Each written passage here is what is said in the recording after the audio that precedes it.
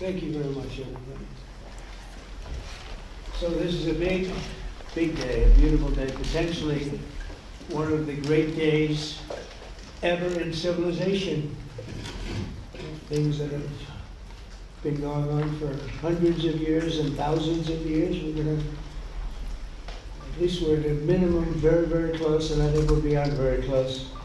And I want to thank Bibi for really getting in there and doing the job.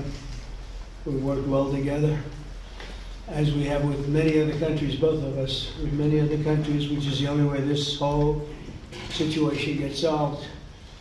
And I'm not just talking about Gaza. Gaza is one thing, but we're talking about much beyond Gaza. The whole deal, everything getting solved. It's called peace in the Middle East. So today is a historic day for peace, and Prime Minister Netanyahu and I have just concluded an important meeting on many vital issues, including Iran, trade, the expansion of the Abraham Accords, and most importantly, we discussed how to end the war in Gaza, but it's just a part of the bigger picture, which is peace in the Middle East.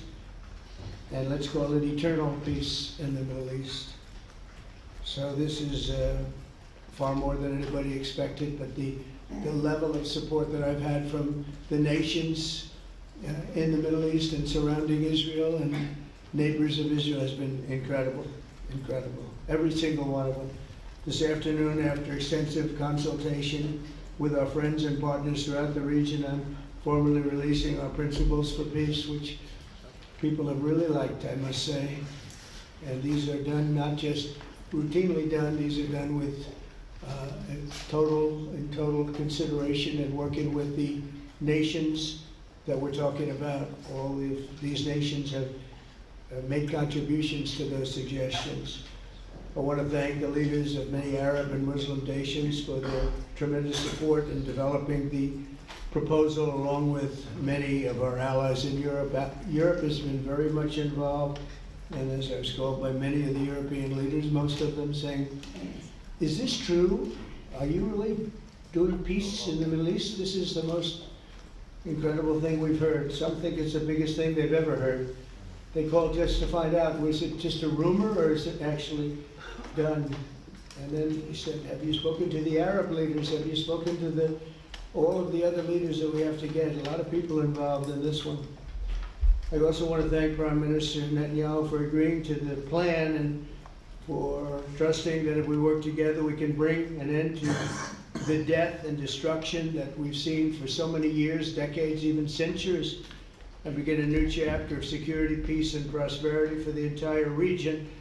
And I want to just say that my meetings and dialogue that we had with so many countries, Saudi Arabia as an example, the king is a phenomenal person.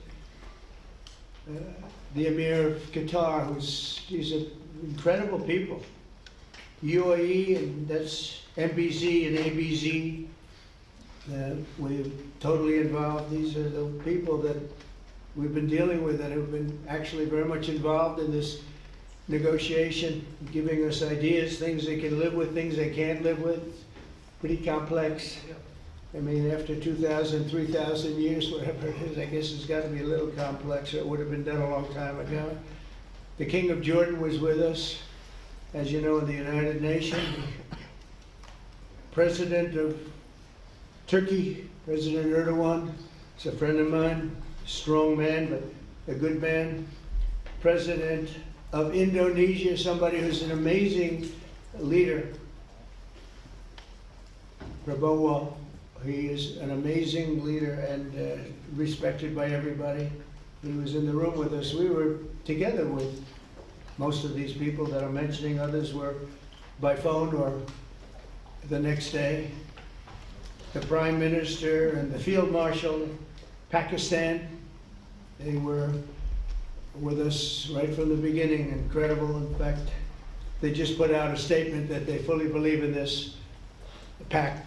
It just came out just as I was walking around. They said, sir, you have a big notice from the Prime Minister of Pakistan and from the Field Marshal that they back this 100%. President El-Sisi of Egypt is terrific. And these are people I've gotten to know over the years. I mean, I would say it started around 2015 and then went into 2016 when the presidency officially began. But I've known them actually for a long time, and they're in many cases really great men. I can't say in all cases, but I will tell you in many cases they're great men, and some great women too. They tend to be mostly men, however, I will say that. But if accepted by Hamas, this proposal calls for the release of all remaining hostages immediately, but in no case more than 72 hours. So the hostages are coming back, and I hate even saying this from the standpoint, doesn't sound right, but it is so important to the parents. The bodies of the young men, I believe in almost all cases, the young men are coming back immediately. I met with parents. The parents felt as strongly about getting the body of their dead boy back as they did as though the boy were alive and well. It's so important to them. And it means the immediate end to the war itself, not just Gaza. It's the war itself. Under the plan, Arab and Muslim countries have committed, and in writing in many cases, but I actually would take their word for it. The people I mentioned, I'd take their word for it. To demilitarize Gaza, and that's quickly. Decommission the military capabilities of Hamas and all other terror organizations. Do that immediately.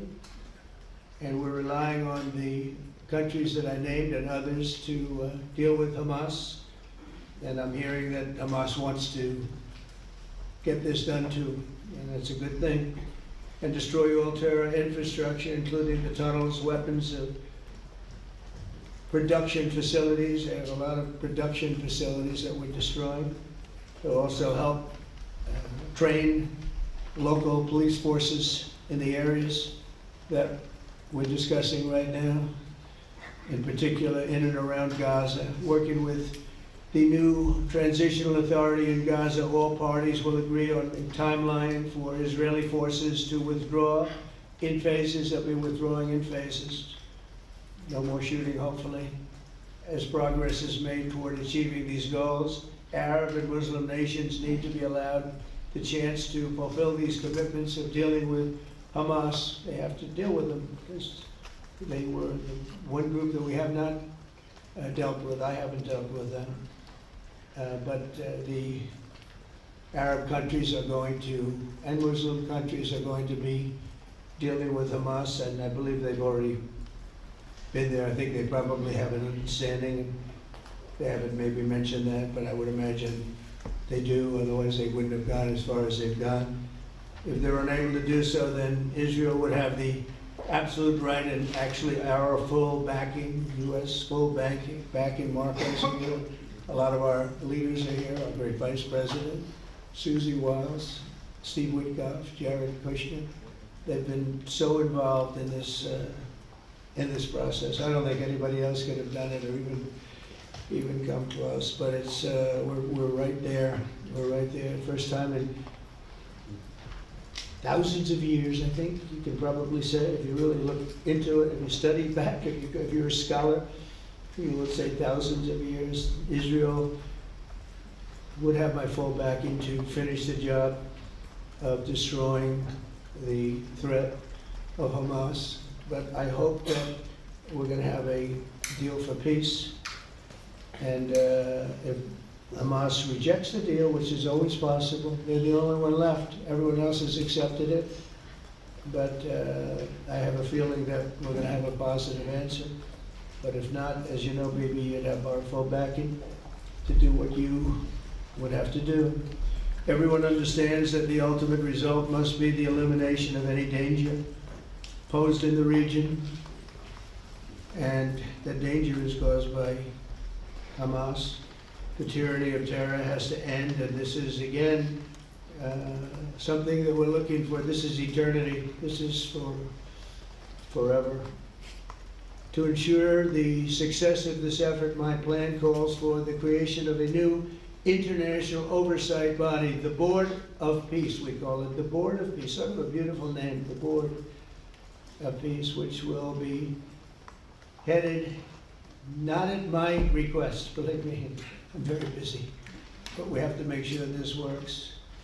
The leaders of the Arab world, and Israel, and everybody involved asked me to do this, so it will be headed by a gentleman known as President Donald J. Trump of the United States. That's what I want, is some extra work to do, but it's so important that I'm willing to do it, and we'll do it right, and we're going to put leaders from other countries on, leaders that are very distinguished leaders, and we'll have a board, and one of the people that wants to be on the board is the UK former Prime Minister, Tony Blair, good man, very good man, and some others, and they'll be named over the next few days. And it'll be quite the board. Working, everybody wants to be on it now. I don't know if that had anything to do. They named me and everybody else wanted to be on it. I guess they figure, well, he's a soft touch, he'll be easy to deal with. Working with the World Bank and others, it will be responsible for recruiting and training a new government that will be made up of Palestinians along with highly qualified experts from all around the world. Hamas and other terrorist factions will play no role in the board, but they'll play no role in the governance of Gaza at all, directly or indirectly. As you know, thousands of Hamas leaders have been killed, and soldiers have been killed, and we can never forget October 7th, but thousands have paid the price for that, and now it's time to get our hostages back and get back to trying to build something that's really great and very important. In our meeting today, Prime Minister Netanyahu was very clear about his opposition to a Palestinian state. And he continuously mentions October 7th, and I understand that. Most people do. And I understand and respect his position on many things, but what he's doing today is so good for Israel. I noticed that they have large crowds gathering in Israel all the time, and they have my name up. They like me for whatever reason, maybe, I don't know, but they do like me. But they say two things: please get the hostages back, and please end the war. They've had it. It's had it. So I think it's a very popular thing you do, because he's a warrior. He doesn't know about getting back to a normal way of life, but he is a warrior, and Israel's lucky to have him. But now the people want to get back to peace. They want to get back to normalization in a true sense. Several countries have foolishly recognized the Palestinian state. As you know, some of our European friends, allies, good people. But they're really, I think, doing that because they're very tired of what's going on for so many decades. They've been presidents and prime ministers for years, and during this time, having to do with the Middle East, all they're doing is talking about the same thing over and over. They want to see it get back. And nobody wants that more than me, or I believe Bibi too. But the people of Israel want it. They really want it. They want the hostages back. That includes the probably 32 bodies that we're talking about, 20 people that are living, 32 or so people that are dead, and they want to have peace. So let us not forget how we got here. Hamas was elected by the Palestinian people. Israel withdrew from Gaza thinking they would live in peace. Remember that a long time ago? They withdrew. They said, you take it. This is our contribution to peace. But that didn't work out. That didn't work out. It was the opposite of peace. They pulled away. They let them have it. And I never forgot that, because I said, that doesn't sound like a good deal to me. As a real estate person, I mean, they gave up the ocean, right? Ron, they gave up the ocean. They said, who would do this deal? And it still didn't work out. They were very generous, actually. And they gave up the most magnificent piece of land in many ways in the Middle East. And they said, all we want to do now is have peace. And that request was not honored. Instead of building a better life for the Palestinians, Hamas diverted resources to build over 400 miles of tunnels and terror infrastructure. rocket production facilities and hid their military command posts and launch sites in hospitals, schools, and mosques. So if you went after them, you'd be after them and you wouldn't even realize you ended up knocking out a hospital or school or a mosque. A terrible thing, terrible, terrible way to have to fight. No fight is good, but that's a real bad one. So there are many Palestinians who wish to live in peace. Many. I've seen so many of them. And they have support. And I challenge the Palestinians to take responsibility for their destiny, because that's what we're giving them. We're giving them responsibility for their destiny. Fully condemn and prohibit terrorism and earn their way to a brighter future. They don't want the life that they've had. They've had a rough life with Hamas. If the Palestinian Authority does not complete the reforms that I laid out, my vision for peace in 2020, they'll have only themselves to blame. We're giving them an amazing footprint, and they have amazing support from the leaders of the Arab world and the Muslim world. Great leaders. These are great leaders. These are unbelievable leaders that have built great countries and very wealthy countries. What the future holds for the Palestinians, no one really knows, but the plan that we put forward today is focused on ending the war immediately, getting all of our hostages back, getting everything back. Hard to believe when you even say it. And creating conditions for durable Israeli security and Palestinian success. Israeli security is going to be involved. We're going to help you. We'll be there with you in terms of helping with security. We want to make sure it works. We just want to make sure it works. There shouldn't be a shot fired. Now, there will be, I guess, because that's the way it seems to be, but there shouldn't have to be within a few days. There shouldn't have to be a shot fired. Maybe for eternity. Wouldn't that be nice? I hope it's true. I can tell you the leadership of that region feels that there's a good chance of it being true. So this will lead to this agreement that we're talking about will lead to a sustainable long-term peace. No president in history has been a greater friend of the state of Israel than I have, in addition to negotiating the Abraham Accords. I like to say it that way because the real people, that's what they call Abraham. I would say Abraham, but it's so much nicer when you say Abraham. So much more elegant. But the Abraham Accords are amazing. Jared, you did that along with your group of geniuses, and nobody thought that could be done. We have 4 countries, and Sleepy Joe Biden didn't do a thing. He didn't even know what the hell they were. He should have had them fold up. But I think this will also lead to packing them. And who knows, maybe even Iran can get in there. We hope we're going to be able to get along with Iran. I think they're going to be open to it. I really believe that. But they could be a member. I long ago said, I'll bet you at some point Iran will be a member of the Accords. And little did I realize it was going to take this turn. That was some turn we did with the B-2s. But I think they might very well be there. It's a great thing for them economically. I recognize the eternal capital of Israel. I opened the American embassy in Jerusalem. That was something that everyone said would never be done, could never be done. Virtually every president for many, many years, for decades, would campaign on making Jerusalem the capital of Israel. They campaigned on it over and over. Is that right, Steve? Is that right?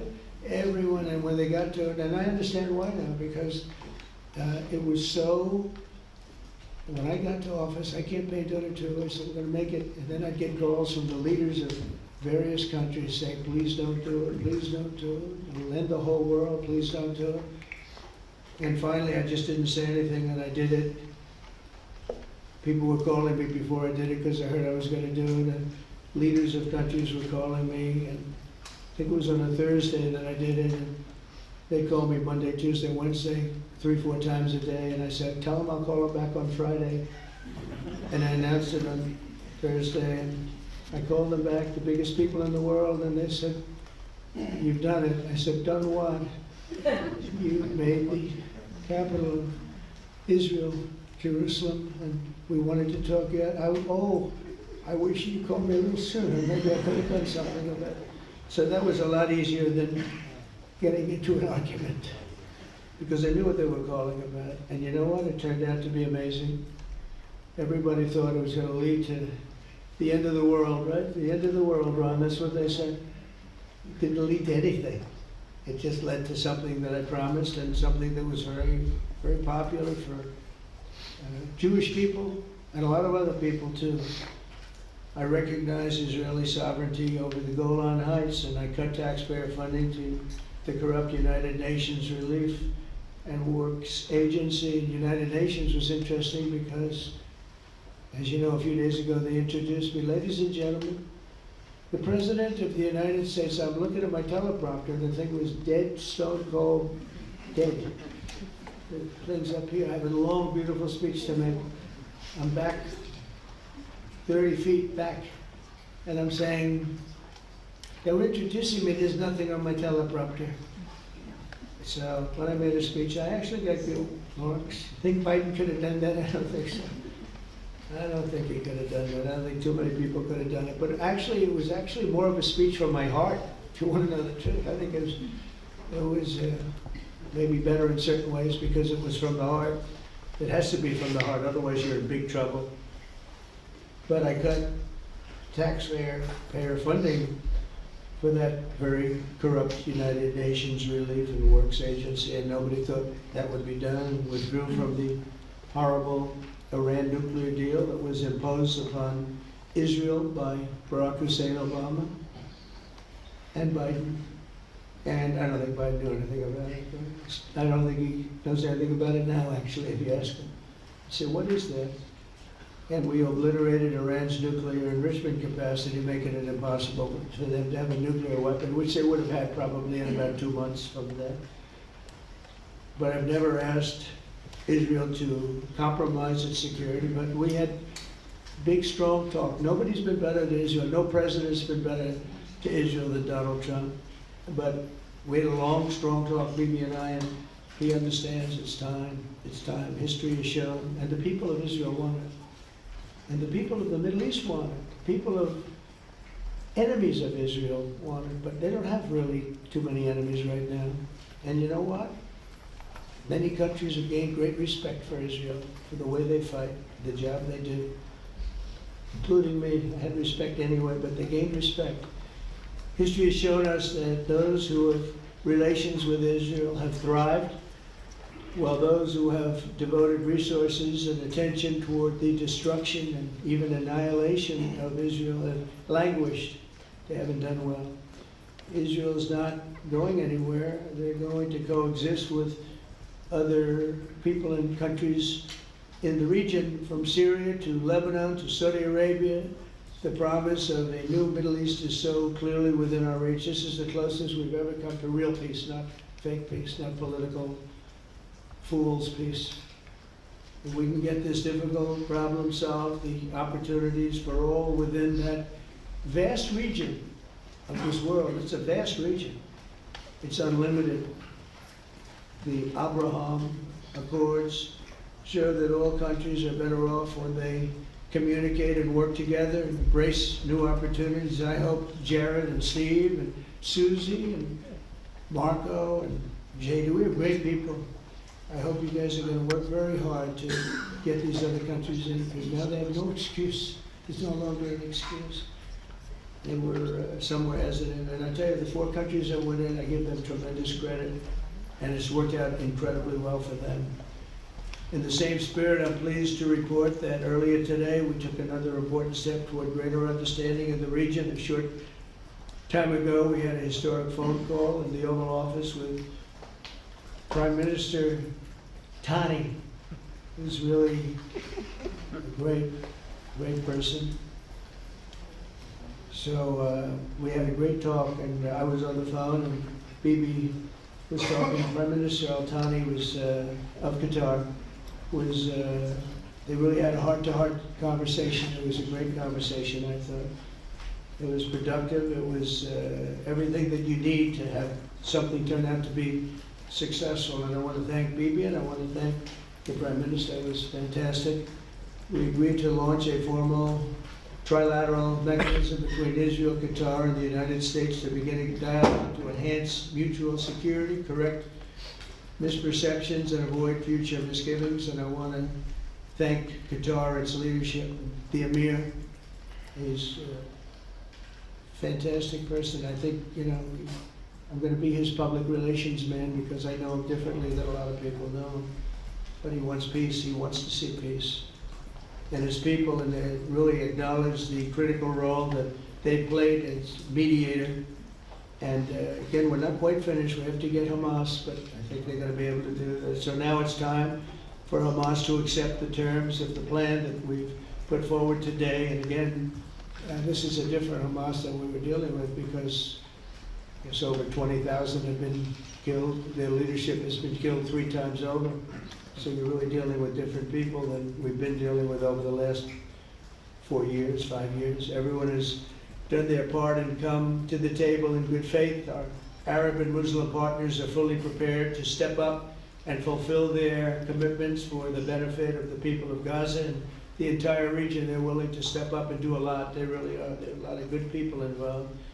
Everyone wants to see, everybody who wants to see an end to the violence and destruction should be united in calling for Hamas to accept the extremely fair proposal so that we can end the war and get us back our hostages right now and have everlasting peace. And I look forward to having relationships with everyone. As the chairman of the board, I'll be involved in meetings with some very smart people that will be working over there to make sure that we haven't just been wasting time with an agreement that doesn't get done. The task of building peace will not be easy. There's some of the hardest problems in the world to solve, and that's why it's been going on for so many centuries. But too many lives are at stake not to try, and this was more than a try. I mean, I think this is something that gets done when you have virtually every country, and these are powerful, powerful countries that have a lot of money, and the money can make things happen. A lot of countries try and they don't have any money. These are very rich countries that can make things happen. So together we'll forge a much safer and more hopeful future for everybody, including Israel. And I want to thank Prime Minister Netanyahu for his partnership. And I want to thank all of the leaders, the kings and the emirs and the presidents and prime ministers, people I mentioned. And they've been absolutely fantastic to work with, and it's just happened very quickly. It's happened from a couple of weeks before I had a couple of meetings, but a couple of weeks before we went to the United Nations, and we had some incredible meetings. It all came to place. It all took place, and everybody wanted to be a part of it. I don't have anybody that's saying we don't want anything to do with it. It's just the opposite. And I'll tell you, a couple of years ago, a year ago, I don't think we would have had this kind of participation, Mr. VP, right? I don't think we would have had. It's been amazing. The participation was 100%. Everybody wants to be a part of it. And everybody, those very strong countries, everybody wants it to work. So, Bibi, congratulations on this. I think this will be your crowning achievement, frankly. If this all works out, we think it will. It's going to be your crowning achievement. And I want to thank you very much for being here. Thank you, please. Thank you.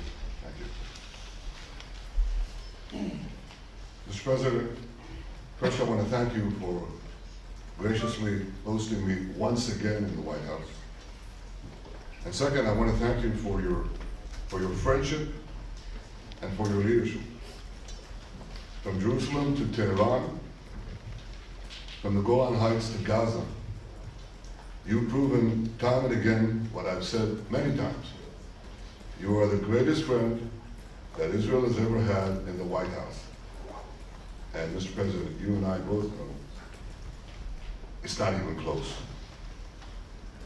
While you focus at home on making America great again, your leadership abroad is changing the world for the better, ending wars and advancing peace.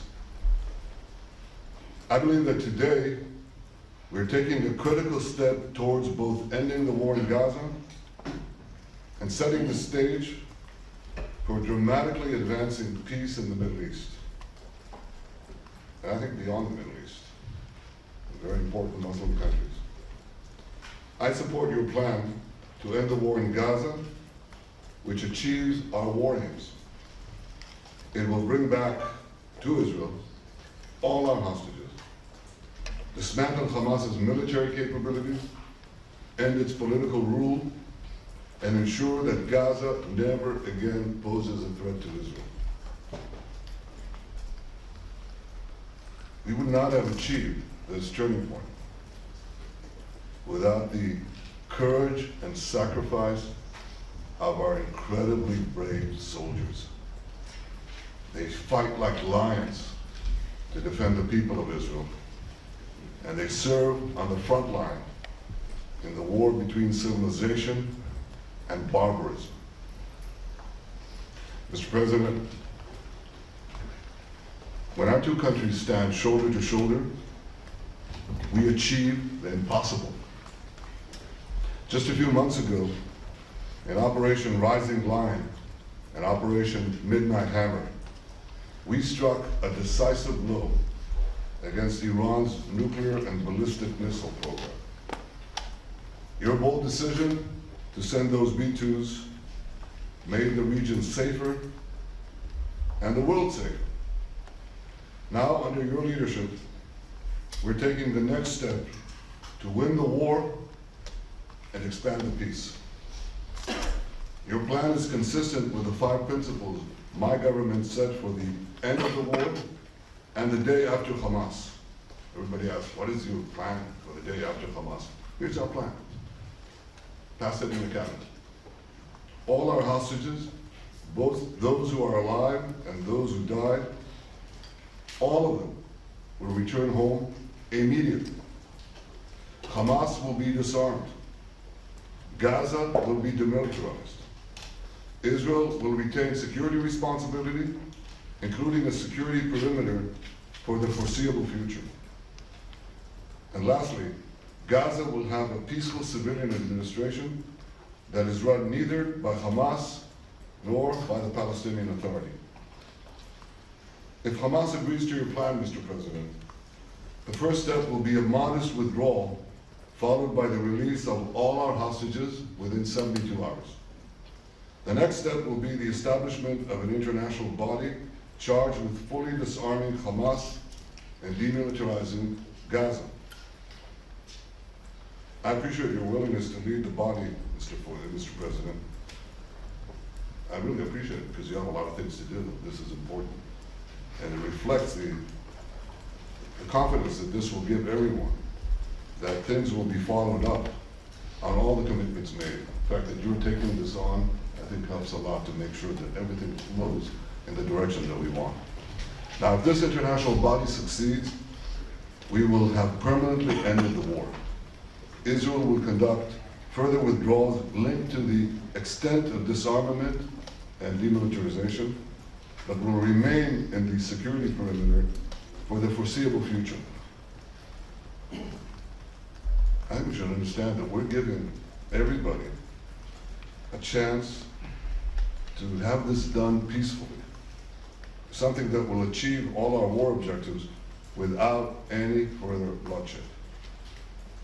But if Hamas rejects your plan, Mr. President, or if they supposedly accept it and then basically do everything to counter it, then Israel will finish the job by itself. This can be done the easy way, or it can be done the hard way. But it will be done. We prefer the easy way, but it has to be done. All these goals must be achieved because we didn't fight this horrible fight, sacrifice the finest of our young men to have Hamas stay in Gaza and threaten us again and again and again with these horrific massacres. Mr. President, I was encouraged by your clear statement at the UN against the recognition of a Palestinian state. That would be an outcome that, after October 7th, would reward terror, undermine security, and endanger Israel's very existence. As for the Palestinian Authority, I appreciate your firm position that the PA can have no role whatsoever in Gaza without undergoing a radical and genuine transformation. In your 2020 peace plan, which you mentioned just now, you made clear what that transformation requires. It's not lip service. It's not checking a box. It's a fundamental, genuine, and enduring transformation. And that means ending pay to slay, changing poisonous textbooks that teach hatred to Jews, to Palestinian children, stopping incitement in the media, ending lawfare against Israel at the ICC, the ICJ, recognizing the Jewish state, and many, many other reforms. It won't come as a surprise to you that the vast majority of Israelis have no faith that the PA Leopard will change its spots.